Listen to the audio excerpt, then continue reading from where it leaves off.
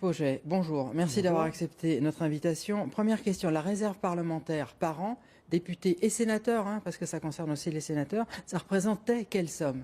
C'était 146 millions d'euros sur les deux assemblées, c'est-à-dire le Sénat et l'Assemblée nationale. Au sein de l'Assemblée nationale, c'était un montant de 80 millions d'euros à peu près par an qui était affecté au titre de la réserve parlementaire. Alors, avant de venir sur le fond, des exemples. Dans la 7e circonscription, qui est la vôtre, Antibes-Golfe-Juan, vous venez d'être élu député. Le sortant, c'était Jean Leonetti. Des exemples d'utilisation de cette réserve parlementaire? Alors, Jean Leonetti avait pris l'habitude, depuis le début de son mandat, de n'affecter sa réserve parlementaire que sur des projets d'investissement portés par les communes de la circonscription, avec à chaque fois une délibération du conseil municipal de la commune bénéficiaire. Par exemple, l'année dernière, ce sont Biot, Valoris Golfe-Juan et Antibes qui ont bénéficié de ces sommes au titre des travaux de réparation des inondations.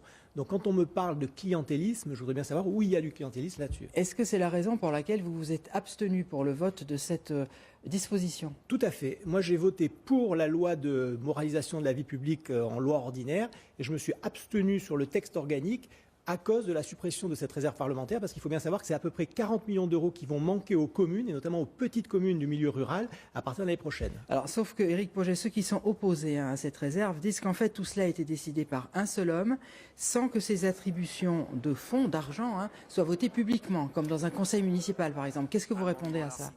Ils ont raison, c'est la seule faiblesse, c'était un pouvoir discrétionnaire des sénateurs et des députés, et c'est pour ça que le groupe des Républicains à l'Assemblée nationale a proposé de faire muter cette réserve parlementaire vers ce qu'on appelle une dotation de solidarité locale, contrôlée par les bureaux des assemblées, et donc le parlementaire émettrait un avis quant à la distribution de cette subvention au profit d'une commune, et c'est le bureau qui déciderait. Mais malheureusement, le gouvernement s'entête sur ce dispositif, et ça va se faire au détriment de nos communes. Certaines communes peuvent-elles souffrir de cette fin de la réserve parlementaire dans un contexte général de baisse des dotations de l'État? Ah mais alors totalement.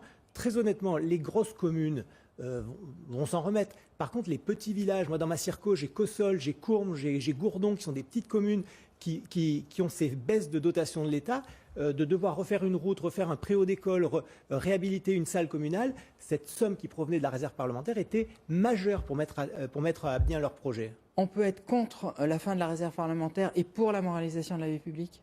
Alors, moi, il me semble que d'être pour la moralisation de la vie publique, on peut pas faire autrement. Par contre, cette réserve parlementaire, je regrette que le gouvernement en fasse un totem politique et fasse de l'obstruction sur cet élément, parce que ça se fait au détriment de nos communes et nos villages. Merci beaucoup, Éric Pauget. Merci d'avoir accepté notre invitation. On va passer...